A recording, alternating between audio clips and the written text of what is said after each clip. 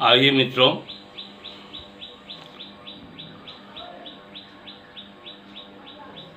आगे के व्याख्यान की तरफ बढ़ते हैं। आज मैं तीसरे अध्याय कर प्रतीचीय अध्याय की व्याख्या रसायन पाद में मैं करूँगा। इसके पहले हमें ये लगता है कि पिछले व्याख्यान में आहार इत्यादि की चर्चा हुई है। इस संदर्भ में मैं विद्यार्थियों के लिए बोल रहा हूँ। इस व्याख्यान को बहुत लोग देख रहे हैं, लेकिन हम यह रिक्वेस्ट अपने स्टूडेंट के लिए कर रहा हूँ कि आपको चाहिए कि जहाँ मैंने आहार की चर्चा की है, पहले सूत्र स्थान में माता सीति अध्याय को देखें, फिर 27वें अध्याय में आहार की परिचर्चा है, साथ ही विमान स्थान के पहले अध्याय में आहार विषय कष्टौ आहाराणी करके चर्चा है। इन सबों को सांगोपांग तरीके से आपको देखना चाहिए। दूसरी बात, वहाँ 10 रसायनों की जो चर्चा हमने की है, जिसमें व्यवस्थापनी सालपर्णी की चर्चा, गिलोय की चर्चा, जीवंती की चर्चा जहाँ हुई है, उस चर्चा के संबंध में सूत्र स्थान के चौथे अध्याय में वर्णित व्यवस्थापनी औषधियाँ जो 10 प्रकार की हैं, उनके संबंध में पूर्ण जानकारी आपको लेना चाहिए। तीसरी बात, वहाँ आपको आख्यान दिए गए हैं भल्लातक रसायन का। भल्लातक रसायन जो मैंने बता दिया या जो वहाँ वर्णित है, उसकी चर्चा हमने कर दी, लेकिन इसको प्रयोग के पहले विद्वद वैद्य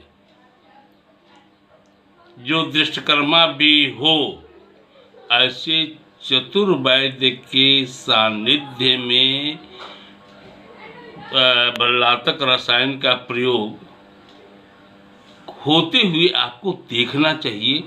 तब इन प्रयोगों को करने का साहस जुटाना चाहिए। लेकिन आप को जो मैं आगे पर चर्चा कर रहा हूँ, इसमें समय तो आगे के जो रसायन की व्याख्या होगी, इनमें तो समय लगता है, लेकिन ये आसान चीज़ें हैं। सबसे आसान जो आगे मैं मध्य रसायनों की चर्चा करूँगा, वह चर्चा है। आइए, सबसे पहले अध्याय का नाम कर प्रतीचीय अध्याय है। यहाँ निर्देश है कि अपने हाथों से, कर का अर्थ होता है हाथ, और अपने हाथों से संकलित औषधियों को यहाँ महत्व दिया गया है। इसमें सबसे बड़ा विश्वास यह है कि जब आप वैद्य हैं, आपने द्रव्यगुण पढ़ा है, आप औषधियों के संबंध में जानते हैं, तो आपके द्वारा औषधियों के कलेक्शन में कहीं कोई गलती नहीं होगी। सबसे पहले यहाँ पहले यहाँ अम्लकायसम ब्रह्म रसायन की चर्चा है। अद्भुत औषधि है ये। समय तो इसमें लगता है, लेकिन मैंने दृष्टकर्मा की बात कही, तो मैं इसका दृष्टकर्मा भी हूँ और प्रयोगकर्ता भी हूँ। मुझे इसका ज्ञान है और मैं बिल्कुल बड़ा फैन हूँ इस रसायन का। मैंने अपने हाथ से बनाया था। इसमें ये कहते हैं कि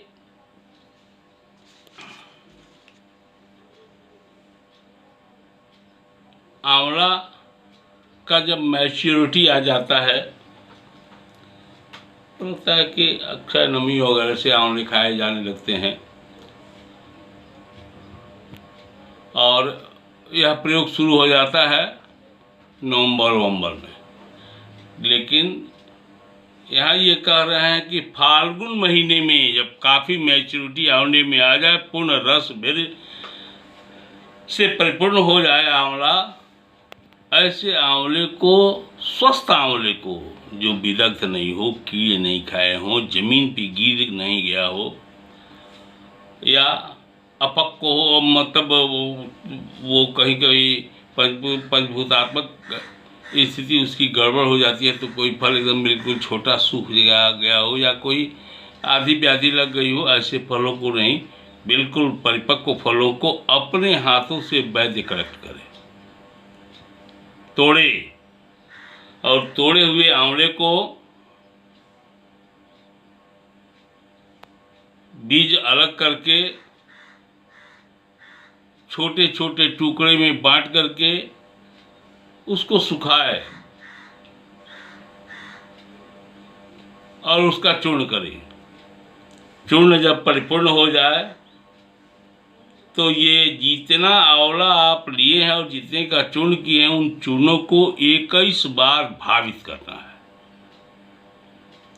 21 बार भावित करना है, और 21 बार भावित करने के बाद वह भावना देती जाइए। सूखा जाए, काफ़ी समय लगता है, हमको लगता है कि 3 महीने लग जाते हैं इसको भावना दे करके रस को सुखाने में, 3 महीने लग जाते हैं। और जब भावना पूरी हो जाती है तो इसे छोड़ देते हैं। फिर उधर की जो औषधियाँ हैं,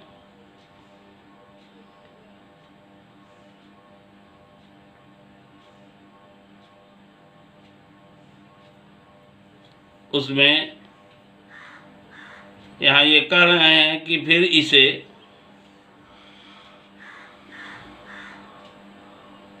वय स्थापक, शुक्र वर्धक, स्तन्य जनन इत्यादि आराम से इसे आप पढ़ेंगे।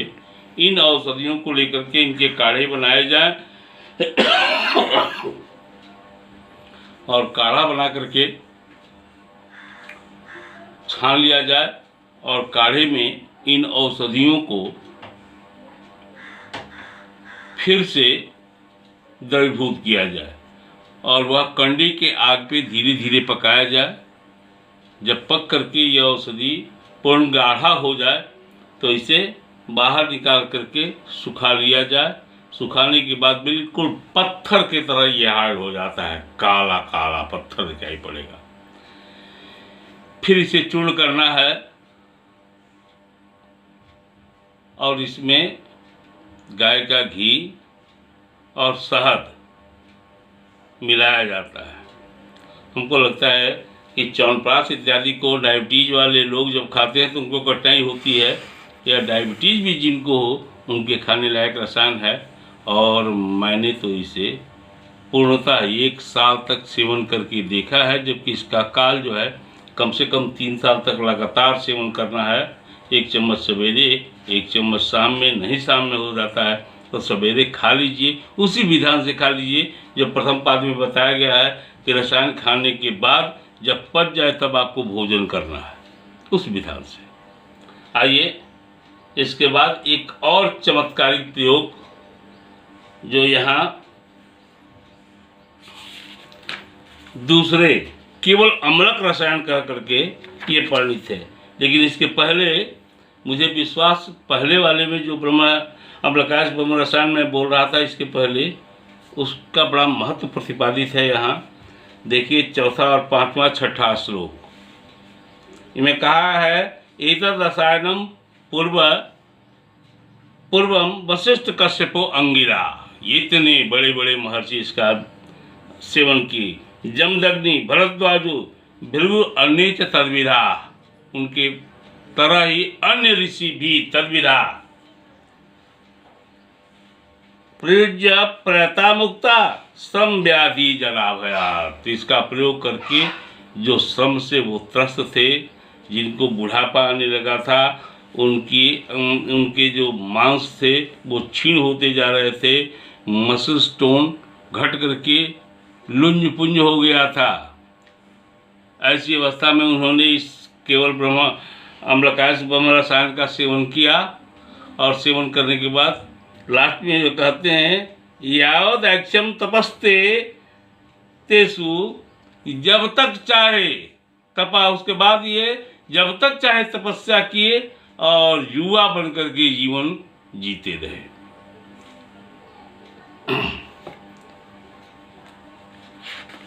आइए इसके बाद देखिए 7वां 8वां, यहाँ एक इंस्ट्रक्शन है। 7वें और 8वें श्लोक में महर्षि चरक एक इंस्ट्रक्शन दिए हैं और इन्होंने कहा है कि ग्राम्य जनों को रसायन सेवन नहीं करना चाहिए। क्यों नहीं करना चाहिए, इसकी व्याख्या मैं करता हूं। तपसा ब्रह्मचर्ये न ध्याने न प्रसमे न च। देखिए 7वां श्लोक। हमें तो लगता है कि मैं जब मेरा व्याख्यान आप लेते होंगे तो निश्चित रूप से संगीता खोल के बैठते होंगे, और जब मैं यहाँ से श्लोक नंबर बोलता हूँ तो उसे निकाल कर जरूर देखते होंगे मेरे साथ। यदि ऐसा नहीं करते हैं तो ऐसा कीजिए। ऐसा करेंगे तो श्लोक बोलने का अभ्यास होगा आपको। पूरा आयुर्वेद संस्कृत में है और आप इंटर के छात्र हैं।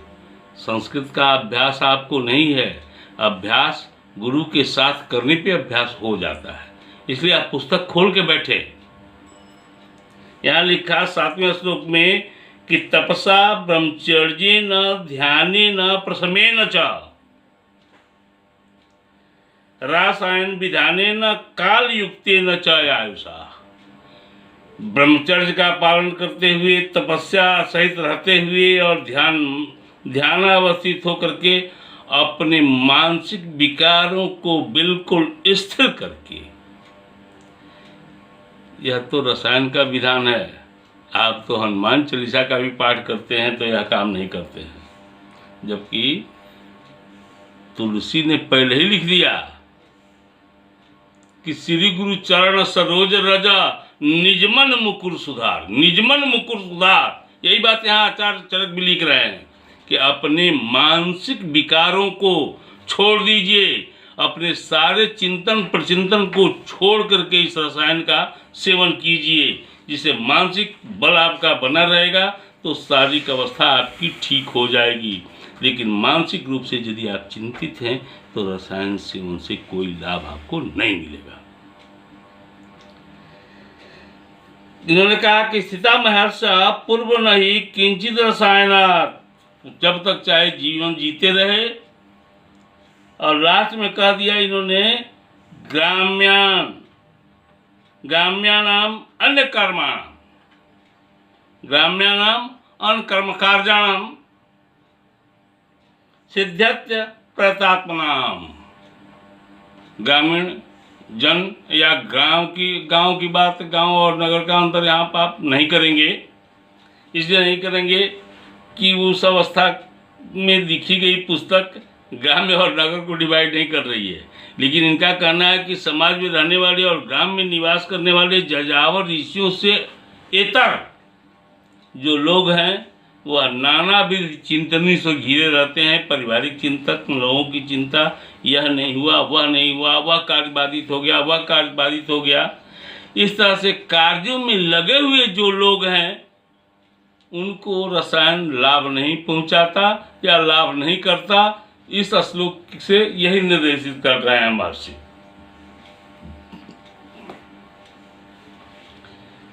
देखिए उसके बाद 9वें श्लोक से 14वें श्लोक तक एक बड़ा चमत्कारिक रसायन वर्णित है, जिसको केवल अम्लक रसायन नाम दिया है महर्षि ने। केवल अम्लक रसायन, केवल अम्लक रसायन मतलब केवल आंवला, केवल आंवले का प्रयोग है। आप विधान को सुनिए। इन्होंने कहा कि गौशाला में रह करके 1 साल तक लगातार गोदुग्ध पीते हुए अपने जीवन को गाय की सेवा में बिताएं। 1 साल तक। यह जब व्रत पूरा हो जाए तो पूष, माघ, फागुन 3 महीना का नाम दिया है यहाँ। इन तीनों महीने के किसी भी पूर्णिमा को किसी आंवले के वन में जाएं, लेकिन जो गोदुग्ध का आहार आप ले रहे हैं लगातार 1 साल से, वह पूर्णिमा आने से पहले 3 दिन आप उपवास कर लेंगे। और उपवास करने के बाद जिस पूर्णिमा को आपको आंवले के वन में जाना है, उस वन में जाएं और संपुष्ट वृक्ष देख करके जिसकी सभी डालियों पर सुंदर बड़े बड़े फल लगे हों, अच्छे फल लगे हों, संपुष्ट फल लगे हों, ऐसे डाली पर चढ़ जाए और वहाँ जाकर के एक आंवले को अपने हाथ में पकड़ें, डाली सहित, तोड़ के नहीं, डाली सहित उसको पकड़ें आंवले को हाथ में, और प्रणव मंत्र आंख बंद करके उसी डाली पर बैठे बैठे प्रणव मंत्र ओम का उच्चारण करते रहें। लगातार ओम का उच्चारण करते रहें। महर्षि का कहना है कुछ क्षण के लिए उसमें अमृत का वास होता है। जिस क्षण वह आपके आंवले में अमृत का वास होगा, वह आप जो आंवला पकड़े थे शुरू में और कृष्ण लगता था, उसमें मुलायम लगने लगेगा। और जब इसमें मृदुता आ जाए, मुलायम लगने लगे, तो इसके रस में भी परिवर्तन आ जाते हैं, बिल्कुल मीठा हो जाएगा, इसका कसाया तो समाप्त हो जाता है और उस समय उस आंवले को तोड़े और खा जाए। ऐसे जितने आंवले खाएंगे आप, उतने 1000 वर्ष तक की आयु हो जाएगी। यह महर्षि कह रहे हैं, यह प्रयोग बता रहे हैं। इसलिए केवल अम्लक रसायन, देखिए वहाँ जैसे मैंने इसके पहले जो भल्लातक रसायन वगैरह की चर्चा की, भल्लातक रसायन का प्रयोग मैंने कहा कि दुष्कर्मा वैद्य के साथ दुष्कर्मा बन करके ही प्रयोग करना चाहिए, इसके लिए साहस नहीं जुटाना चाहिए। लेकिन ये सारे प्रयोग जो हैं आसान प्रयोग हैं, लेकिन इसमें काल लगता है, समय लगता है, और समय लगता है लेकिन इसकी सिद्धि है। इसीलिए इस रसायन का नाम आचार्य ने केवल अम्लक रसायन रखा। आगे आइए, इसके बाद 15वें श्लोक से लेकर के 23वें श्लोक तक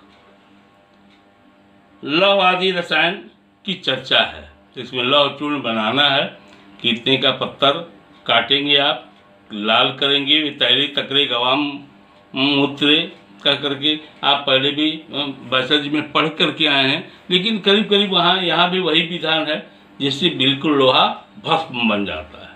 और सुंदर भस्म बना करके इसका प्रयोग सवेरे सवेरे घृत और शहद के साथ करना है। जब लौह रसायन पच जाए तब साठी चावल और दुग्ध का प्रयोग भोजन में करना है।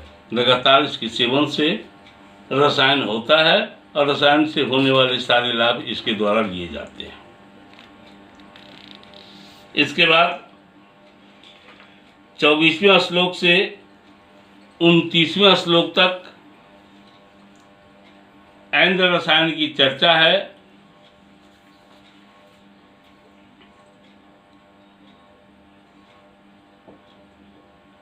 या ऐन्द्र रसायन का अर्थ यहाँ इंद्रायण के मूल की चर्चा है। इंद्रायण के मूल से बनी औषधि की चर्चा है, जिसका सेवन मनुष्य करे तो यह रसायन भी अति हितकारी रसायन है। इसका वर्णन 24वें श्लोक से 29वें श्लोक तक महर्षि चरक ने करप्रतीचि अध्याय के 3 पाद में किया है। इसके बाद आइए, बिना किसी रिस्क के ऐसे रसायन की चर्चा यहाँ हुई है जिसका सभी लोग सेवन कर सकते हैं। यह है 4 मिथ्य रसायन। श्लोक 30 और 31 में इन्होंने 4 मिथ्य रसायनों की चर्चा की है। और मिथ्य रसायन, मिथ्य का अर्थ होता है मेधावर्धक, मेधावर्धक का अर्थ होता है बुद्धिवर्धक। आज बहुत सी माताएं आती हैं, वैद्य जी मेरे बच्चे की बुद्धि जो है तीव्र नहीं हो रही है, वो क्लास में बढ़िया नहीं कर रहा है, कोई बढ़िया बुद्धि बढ़ाने वाली औषधि दे दें। बहुत कंपनियां भी औषधियां बना रही हैं जिसको बच्चों के लिए दे रही हैं। यहाँ उन रसायनों की चर्चा है और इसमें कोई रिस्क नहीं है और इसका प्रयोग किया जा सकता है। देखिए श्लोक जरा सा सुन लीजिए। मंडूक पर्ण्या सरसा प्रयोज्या। ब्राह्मणी, मंडूक पर्णी और ब्राह्मणी दो विधियां, लेकिन यहाँ मंडूक पर्णी की चर्चा है। चावल बड़ी जिसकी बड़ी बड़ी पत्तियां होती हैं उसकी चर्चा, इस मंडूक पर्णी के सरस का प्रयोग किया जाए। क्षीरेण यष्टि मधुकस्य चूर्णम। दूध के साथ यष्टि मधु, आप जहाँ मैं बोल रहा हूँ इस इलाके में गेंठी मध कहा जाता है, संस्कृत नाम इसका यष्टि मधु है। खांसी वासी में जनरली लोग इसे चूसा करते हैं। बहुत अच्छा रसायन इन्होंने माना हमारे आचार्य ने और कहा कि यष्टि मधु का चूर्ण जो है दूध के साथ लेना चाहिए। अभी हमारे आयुष मंत्रालय से भी आपके बॉडी इम्यूनिटी डेवलपमेंट के लिए यष्टि मधु की भी चर्चा आई है।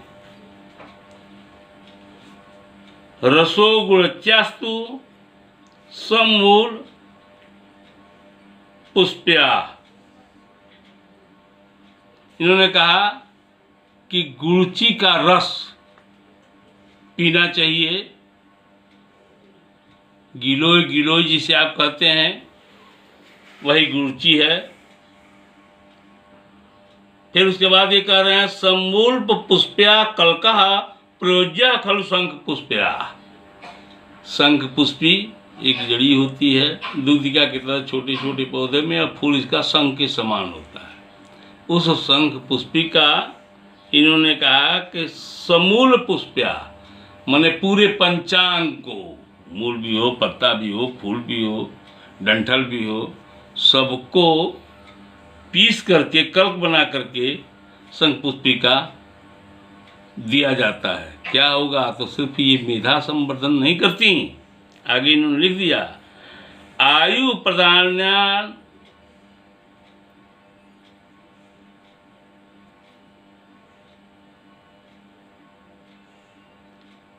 आयु देगी, आमय नाशनानी, रोगों का, यह इसके प्रभाव से रोगों का नाश होगा,